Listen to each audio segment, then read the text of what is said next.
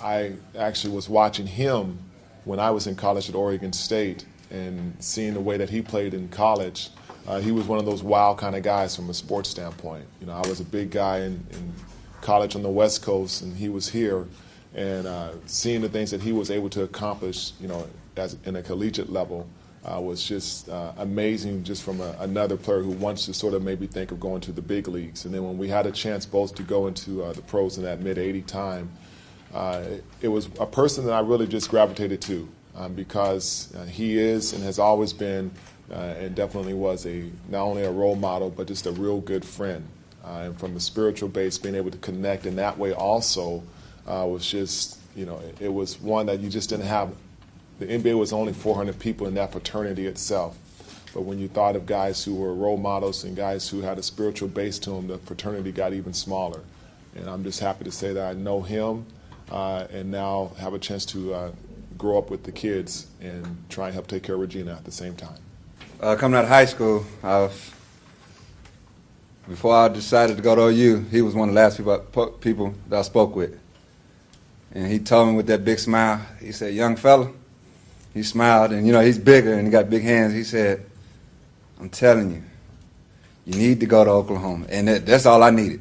When he looked me in my eye and told me that, he said, because there's no better place to play than at home. And so, you know, with that right there, and he called everyone either young fella or brother, and like they always say, he always tell you, "I love you." And there's not too many grown men that'll tell you that you know, can sit and look you in your face and tell you, "I love you." I wrote him a note, and it was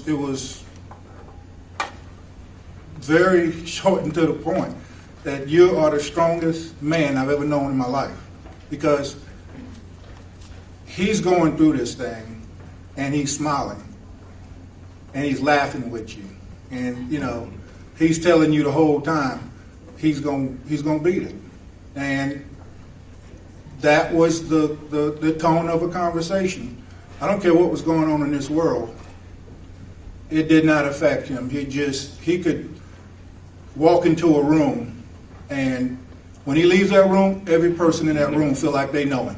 They feel like, you know, I've had a lot of people call and say, "I know Tiz was your friend, and I ain't know him, but I feel like I know him," you know, and it's just amazing. He's one of the rare spirits that's graced this earth, and he's going to be sorely missed.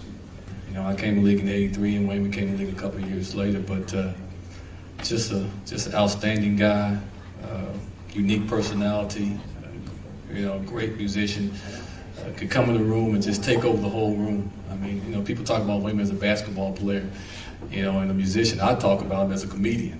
I mean, because he was really a comedian. He was unbelievable. And you know, I was with the Detroit Pistons last year, and we had a pretty tough year, and I would get these messages after the game. "God, dog, y'all sorry. Y'all that sorry, D. Walker, call me. What's going on?" I mean, this is the guy that's battling cancer, and I would have to call him back, and he would say, "I watched you guys tonight. You guys were horrible. What's going on?" And I get off the phone, and I go, "Don't this guy have cancer?" You know, but you would never, you know, if you didn't know, you wouldn't know at all that he had cancer. He was battling cancer, and that was just his personality. The thing I want to say about Wayman real quickly is that Wayman always smiled no matter what the situation was. I think when he was upset, he smiled. I think when he was very happy, he smiled. I think it was never a time he did not smile. And I remember one time he came to Oklahoma as a freshman, and he seen Thomas Benson, Jackie Ship, a lot of big guys, and he was joking with him. They kind of chased at him. He ran behind me. He told me, "Big boy, protect me." But he's smiling the whole time. I said, "You're not really mad, are you?" But the thing about it, I think, is that the spirit that he has inside of him has only come from God. Because for that man to be always in an uplift spirit, never worry about nothing, but always want to make sure everybody around him was lifted up. And that's the thing I remember about Wayman Tisdale, his smile. And I believe that he went to sleep with the same smile he had all his life. I'll just tell you real quick about, we're in Sacramento. I only played with him 1 year in Sacramento, and we were kind of very close, and our wives just happened to be pregnant at the same time. And so he wanted to go and buy some new furniture. So he had arranged so we can go to this furniture store and go and shop around the rooms and look at all the furniture. As we're going each room, and he had already tricked us, and we didn't know it. So we were in there, we were looking for furniture. We come around the room, and we find two people in bed passionately loving each other while they're in the bed. And we're like, oh my God, do you see this? What is going on? This is crazy. And he is falling out on the floor laughing. And then they jump out of bed and say, candid camera. And they have it on YouTube now, if you can watch it. It was a captivating performance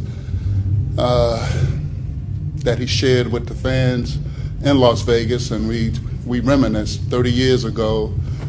He was a freshman, I was a senior at UNLV, and we were just laughing at how he scored like 30 points on us, and just laughing at us. And my times with him in the NBA, going on NBA trips. I never played with him, but I played against him, and I'm here in honor of him, his family, his spirits, and I'm still shocked. Just 2 weeks we was cutting bread with each other, and my condolence goes out to all his fans, family, friends, and like Rory said, a true NBA ambassador. He was a great ambassador for our program because he carried himself in a way every coach wants all his players to carry themselves, in a way that exudes that era that shows leadership, demonstrates to all other athletes that he represents his university, himself, and his family in the manner that we all recognize as the right thing and the right way to do it. And Wayman was that type of person. He lived his life that way, he performed that way, and he always demonstrated that to everyone. I was walking through DFW Airport not long ago, and I looked down and how busy it is, and walking the way I was walking, I see this giant of a man with this guitar sticking up in the air off his back and his hat on.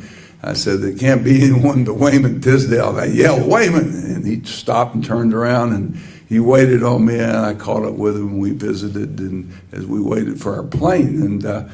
And then obviously finding out about his injury and the amputation, the cancer being present, the leukemia several months ago in Oklahoma City in the Mercy Hospital when I had a phone call. I was very concerned then, but did not know the depth of what we were dealing with. And last time I saw Wayman, I happened to be at the USC-Oklahoma game this year. And in the tunnel, at halftime, I walked up to Wayman leaning against the wall with Chris Mullins was actually standing there talking to him. So I talked with Chris and Wayman, and the remark I made to Wayman, I said, Wayman, they can take that leg, but they never can take that smile. And he says, that's right, Coach, I'll never be able to take that. So I always think about Wayman Tisdale, as we all do, about that big, wonderful smile that he possessed.